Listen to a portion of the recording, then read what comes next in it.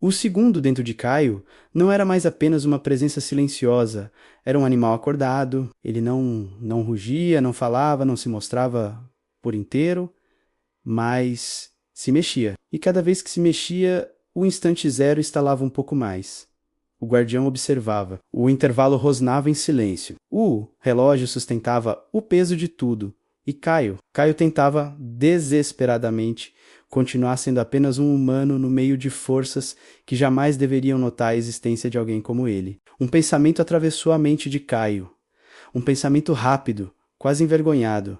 E se eu pudesse consertar só uma coisa, ele nem sabia definir qual coisa. Era uma mistura de arrependimentos, pessoas, decisões, atrasos, medos. Mas o segundo entendeu de um jeito que nenhuma outra entidade ali conseguiria.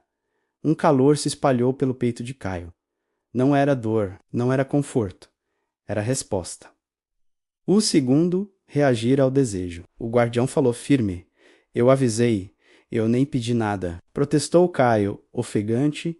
Eu só pensei. Pensar já é tocar. A frase caiu como pedra. Ao redor da praça, pequenas distorções surgiram. Na janela do prédio mais baixo, Caio viu, por um instante, duas versões da mesma cena sobrepostas.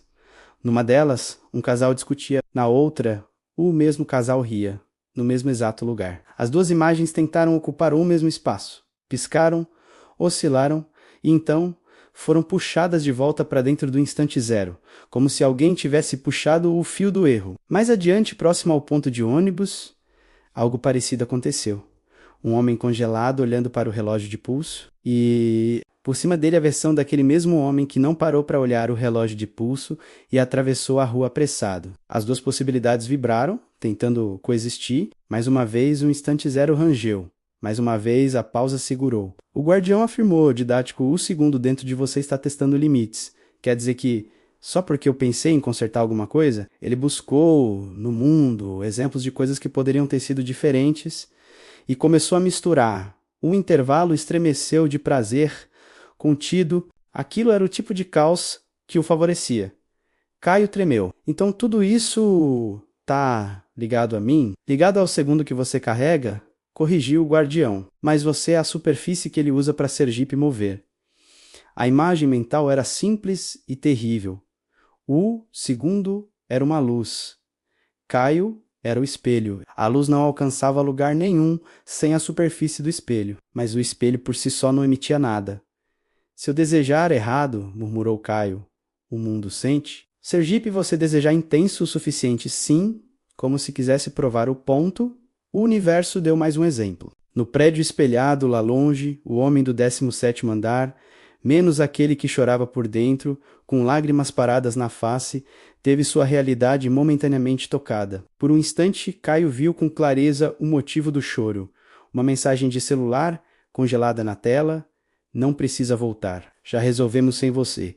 Era um corte, não profissional, existencial. Na pausa, a mente daquele homem revivia aquela frase milhões de vezes, sem conseguir desviar um labirinto sem saída.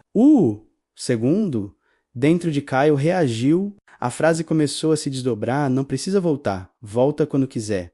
Volta. A gente precisa de você. Não volta. Nunca mais. Diversas versões da mesma mensagem tentaram existir ao mesmo tempo na tela do celular congelado. A tela tremeu, piscou. O instante zero rangeu alto o suficiente para Caio tapar os ouvidos, mesmo sem som físico. O guardião interveio. Chega. As versões alternativas foram arrancadas. A frase original voltou, fria, única, dolorosa. O homem continuou preso ao seu labirinto. Mas o universo, por pouco, não havia permitido que se invadisse o texto congelado.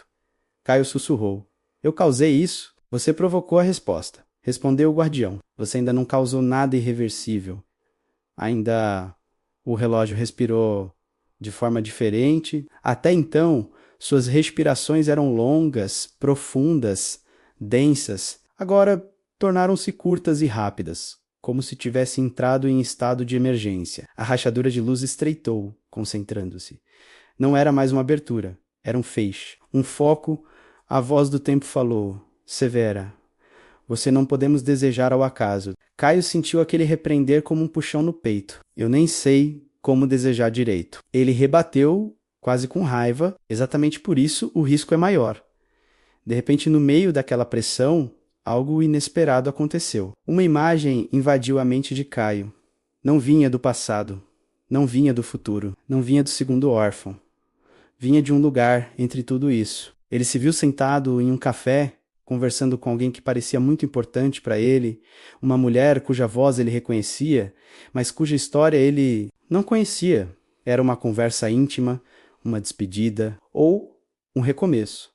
Ele não sabia. Só sabia que aquela lembrança não existia na sua linha de vida. Nunca tinha acontecido, mas doía como se tivesse.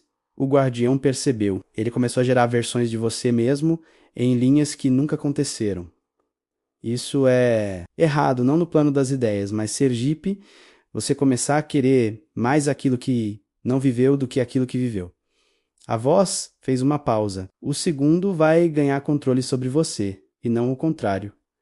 Caio respirou fundo, quase ofegante. Ele entendia era o perigo de se apaixonar pelo e desprezar o foi. Aproveitando a vulnerabilidade de Caio, o intervalo ousou falar diretamente com ele. Não como antes, como entidade irritada, reivindicando o domínio.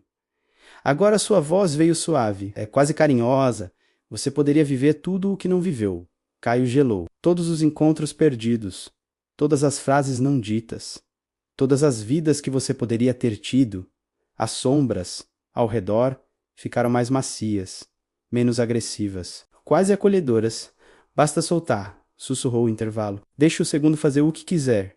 Era tentador demais. Não do ponto de vista cósmico, do ponto de vista humano.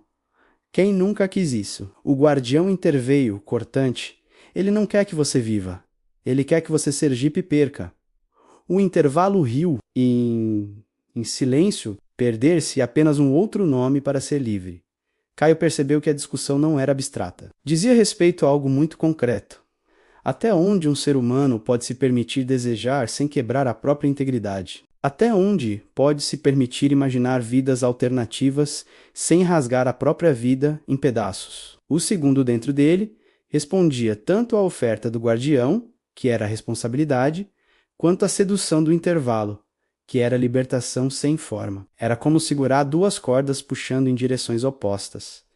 Uma que pedia peso, outra que oferecia leveza demais. E no meio disso, Caio continuava humano, com medos humanos, com cansaços humanos, com solidões humanas. A decisão que o universo exigia nascia em terreno de carne. Por fim, o guardião falou, definindo o contorno do que estava por vir. A prova não é sobre o quanto de poder o segundo tem, é sobre o quanto de você sobra. Depois de saber que esse poder está aí, Caio fechou os olhos. Ele entendeu. Não importava só o que o segundo podia fazer com o mundo. Importava o que o conhecimento desse poder podia fazer com ele. Se ele se tornasse apenas uma extensão do segundo, um condutor vazio, então, por mais que o universo se reorganizasse, uma coisa seria certa.